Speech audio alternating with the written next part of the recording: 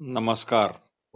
श्री निसर्गदत्त महाराज दैनंदिन चिंतन भाग 139 आणि 140.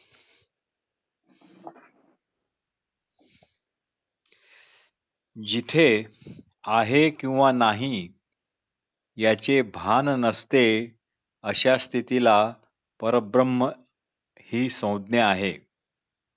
जिथे आहे किंवा नाही याचे भान नसते अशा स्थितीला परब्रह्म ही संज्ञा आहे. तुम्ही फक्त एकच लक्षात ठेवा की आपण अगोदरपणाने आहोत.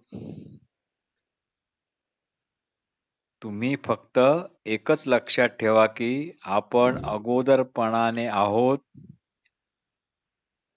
असे जे वाटणे आहे ते वस्तुतः चैतन्यच आहे. यालाच शुद्ध परब्रह्म असे म्हणतात. एखादी गोष्ट मुळात जर स्वतः आहे तर तिला आपला आहेपणा लक्षात ठेवण्याचे काही कामच नाही आणि नाहीपणाचा तर प्रश्नच येत नाही. आहे आहो म्हणून सर्व दिसते हे कळते आणि काही दिसत नाही हे पण आहोमुळेच कळते. चिदाकाशात सारख्या जगाच्या लाटा येत जात राहतात. चिदाकाशाला मात्र त्याच्याशी काहीच घेणे देणे नाही. श्री निसर्गदत्त महाराज म्हणतात, देहासारखे होऊ नका. देहासारखे होऊ नका आणि देहा एवढे पण होऊ नका. तुम्ही अगोदरचे आहात तसे अगोदरच्या असणेपणातच राहा. देह म्हणून स्वतःला देह समजून मरू नका. अगोदरचे असणेपण समजूनच मरा. जाग, स्वप्न, झोप ह्या तशा स्वतंत्र अवस्था नाहीत.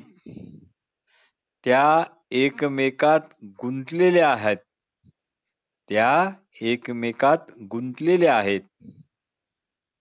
जागेपणातही आपण स्वप्न पाहतो.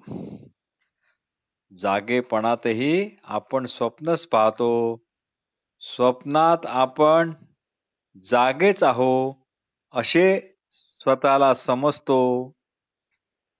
गाढ झोपेत जाग व स्वप्नाचा अभाव न जाणता हा जाणला जातो, पण त्याची घोषणा मात्र जाग आल्यावरच करता येते. झोपेत करता आली असती तर तिला झोप तरी कशी म्हणता येईल? आपणच तिन्ही अवस्थांपैकी कोणत्याही एखाद्या अवस्थेत कायमचे न राहता तिन्ही अवस्थांना जाणणारे असतो व हे अवस्थात्रय केवळ जाणले जाणारे असे असते. म्हणजे तेथे स्वयंप्रकाशत्व नाही तर परप्रकाशत्वच आहे. आता स्वयंप्रकाशत्वाला महत्त्व द्यायचे की परप्रकाशत्वाला महत्त्व द्यायचे यावर तुम्ही ज्ञानी की अज्ञानी हे तुम्हीच तुमचे ठरवा. यालाच अवस्थात्रय विवेक असे म्हणतात. हा विवेक करता आला नाही म्हणून श्री निसर्गदत्त महाराज म्हणतात, तुमचे शुद्ध जाणतेपण तुम्ही विसरला आहात व जे जाणले जाणारे आहे त्यात तुम्ही गुरफटलेले आहात. बांधले गेलेले आहात. तुम्ही अगोदरचे असणेपण असल्यामुळे तुम्हाला देहाचा अनुभव घेणे शक्य होत आहे. पण चुकीने आणि गैरसमजाने किंवा अगोदरपणाकडे लक्ष नसल्यामुळे तुम्हाला तुम्ही देह असल्याचा अनुभव येतो. हा अनुभव येण्याचे कारण तुमचेच अगोदरपणाने असणारे असणेपणच होय, असे श्री निसर्गदत्त महाराज म्हणतात. अशी ही श्रद्धा अनादी सिद्धच आहे. तरी पण तुम्ही देहाची ओळखच आपली ओळख आहे असे समजता.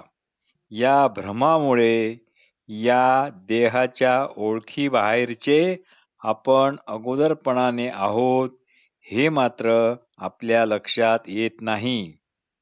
पण हे सर्व लक्षात आले की मग मात्र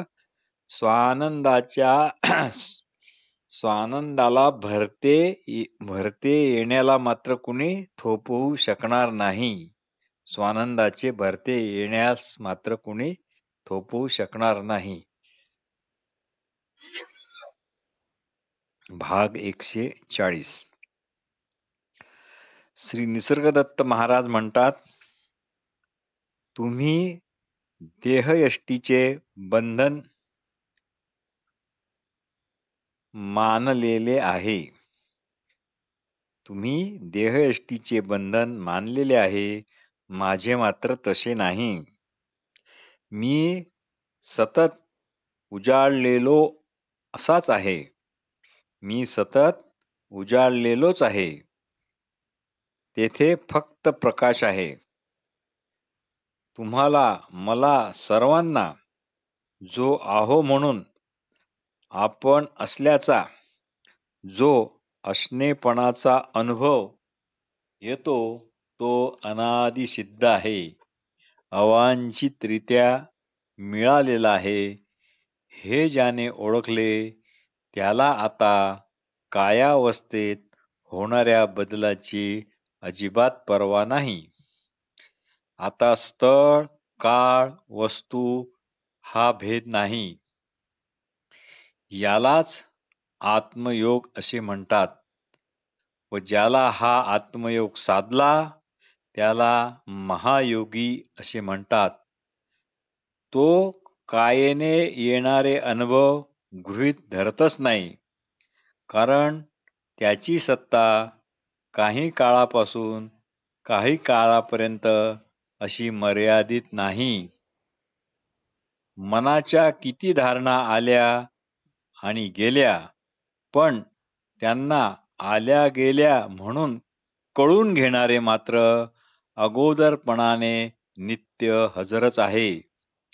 या कळून घेणाऱ्यावर कळल्या जाणाऱ्या जगाचा मात्र काहीच परिणाम होत नाही. या कळून घेणाऱ्यावर कळल्या जाणाऱ्या जगाचा मात्र काहीच परिणाम होत नाही. श्री निसर्गदत्त महाराज म्हणतात, सध्या तुम्ही आपली देह अवस्था हीच खरी स्वतंत्र व सत्तावान मानता, पण ही तुमची श्रद्धा ही अव्यवस्थित श्रद्धा आहे. पण ही तुमची श्रद्धा ही अव्यवस्थित श्रद्धा आहे. पुढे ते म्हणतात, देहबुद्धीचा घोर अंधकार दाटला होता, पण सद्गुरु वचनांच्या प्रबोध चंद्रामुळे त्याच ठिकाणी आता शीतळ शांत असा कोजागिरीचा पूर्ण चंद्र लखलखीत प्रकाश देत आहे. गुरुचे वचन काय, तर तू सध्या स्वतःला जे जे काही समजतो ते तू मुळीच नाहीस, आणि शेवटी जे उरेल ते मात्र तू आहेस.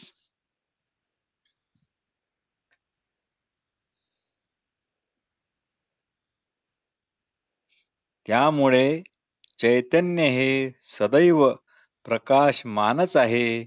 ते देह, प्राण, मन, बुद्धी इत्यादींना प्रकाशित करते. म्हणून तू देह इत्यादी प्रकाशित होणारे असे जे आहे ते तू मुळीच नाहीस. तू या अगोदरचा म्हणून प्रकाशिताला प्रकाशित करणारा आहेस. कळल्या जाणारा नाही, तर कळून घेणारे म्हणून जे आहे ते तू आहेस. हेच ते शुद्ध परब्रह्म होय. म्हणून त्याच्याशीच रत व्हा, म्हणजे ते सदैव लक्षात ठेवा. श्री निसर्गदत्त महाराज गमतीने म्हणतात, जो ज्ञान ऐकायला गेला व तसाच परत आला म्हणजे ज्ञान झालेच नाही. जो ज्ञान ऐकायला गेला तो तिथेच संपून गेला, परत आलाच नाही किंवा परत याचा प्रश्नच नाही असे झाले पाहिजे. तुम्हाला आत्मवृत्ताचा अनुभव आहे म्हणून अमुक तमुक मी आहे असा पण अनुभव आहे. पण आत्मवृत्ताचा अनुभवच जर नसेल तर मात्र देहबुद्धी आहे की नाही हे पण कळणार नाही. म्हणून त्यामुळे तुम्ही मोकळे मोकळे असे व्हाल. यावर जेवढा जेवढा तुम्ही विचार कराल तेवढे तेवढे कळेल की कोणताही विचार हा काळ, स्थळ, वस्तू यांनीच मर्यादित आहे. म्हणून एक क्षण असा येईल की विचारच खुद्द निर्विचार होतील आणि तेव्हा मौन राहण्याशिवाय दुसरा कोणताच पर्याय राहणार नाही. जिथे विचारच नाही तिथे अखिल जगाचा अभाव आहे. देहाची आठवण पण नाही. ही देहाची आठवण जर नाही तर तुम्हाला हे हवे ते हवे असे वाटणारच नाही. स्वभाव स्ववृत्त नसताना विश्वभाव हा कसा असू शकेल? स्वभाव नाही तेथे मनोनिर्मित अखिल जगाचा अभाव आहे. तुम्ही स्वतःला देहरूपाने मानता म्हणूनच तुम्हाला त्रिगुणांचा त्रास होतो. पण तुम्ही प्रकाश स्वरूप आहात आणि हा प्रकाशच सचित्र चित्रकार स्वतःच बनलेला आहे. हे लक्षात घ्या. आपण असावेसे वाटते हीच जगात सर्वात मोठी मोहिनी आहे. कायाच्या अन्नरसाचे तेल बनते व ही ज्योत त्यामुळे पेटते. तिलाच विश्वज्योती म्हणतात. असावेसे वाटणे ही ज्योत सर्व प्राणिमात्रांच्या ठिकाणी समानतेने तेवत आहे. म्हणूनच या ज्योतीला विश्वज्योती असे म्हणतात.